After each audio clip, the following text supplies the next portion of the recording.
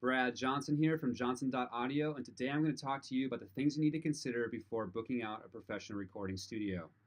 Now, you might be a singer-songwriter and you're thinking about entering into a studio to record that song you just wrote because you want to get something that you can release to people that sounds professional and that you're proud of.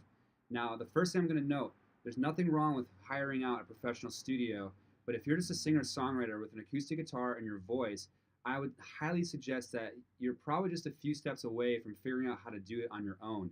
With technology these days and the price of a professional recording studio, it might be better to take the money that you would take to actually hire out a studio and invest it in your own equipment and learn how to do it yourself.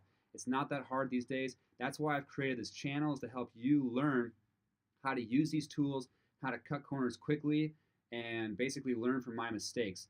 Now, if you're in a band and you're looking to get a full band recording, it might be better for you to go to a professional recording studio and hire out an engineer to take care of these tracks. Now, you need to think of these things before you go in there to keep your recording costs down and to have a better overall recording experience. First of all, have your songs have them demoed out. Do pre-production on your own. If you have GarageBand, lay out everything and make sure you know exactly what you're going to do and exactly what you're going to play before you go into the studio. You do not want to write when you're in the studio. It's going to eat up time, it's going to eat up your cost, and you're going to come out feeling like you were rushed, you didn't really get the product that you wanted. So you must know exactly what you're going to do before you go into the studio. Every part needs to be rehearsed. Every part you need to have backwards and forwards, so that way you can just go in there and knock it out.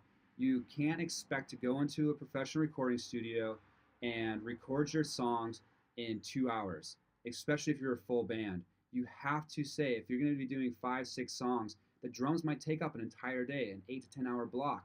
And then the next day, you might be able to knock out all the guitars, the bass, and keys, and all the other auxiliary instruments. And then on the third day, you might be able to do all the vocals. Now that's just recording. Now you got to move on to the editing and the mixing and the mastering. So you can see how all this can add up really fast. So I just highly recommend that you have everything dialed before you get in there, so that way you can knock it out. I did this myself when I wanted to do my 4-song EP, the Sky Tree and the Greenery Scene EP, and I had everything pre-produced. And this leads me to my next thing. I hired out studio musicians, session musicians. I made sure that I was bringing in people that could knock it out in 1 or 2 takes because I didn't have that much money to record. I needed to make sure that I could get my 4 songs recorded, my 4 songs edited and mixed and mastered within the time frame and the budget that I had. So I had to make sure that every minute counted. So I made sure that I hired people that can make it happen. So if you're in a band and say you have a weak link within your band, they might be able to get away with it live, but in the studio, everything's under the microscope, so you have to move quickly.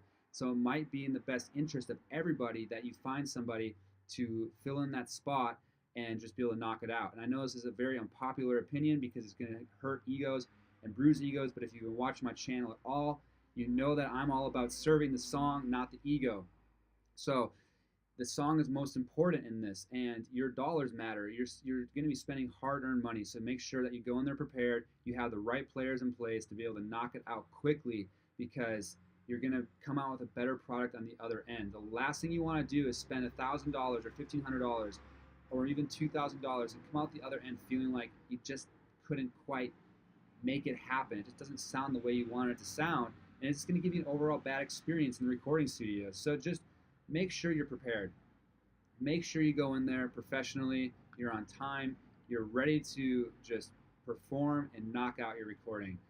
That is really the thing that you need to consider. So to recap, if you're a band, prepare, do pre-production, practice, rehearse, make sure that you know your parts inside and out before you sit down to record. Do not write in the studio. If you're a singer-songwriter, it's probably best for you, if you're just trying to record yourself, invest in some small studio gear instead of renting out a studio, and learn how to do it yourself. It's going to be better for you in the long run. If you have to, find another person who has the gear, who's a home studio enthusiast that can help you. That would be the best route for you. So I hope that you got something out of this. My name is Brad Johnson. Leave me a comment and let me know your experience in a professional recording studio.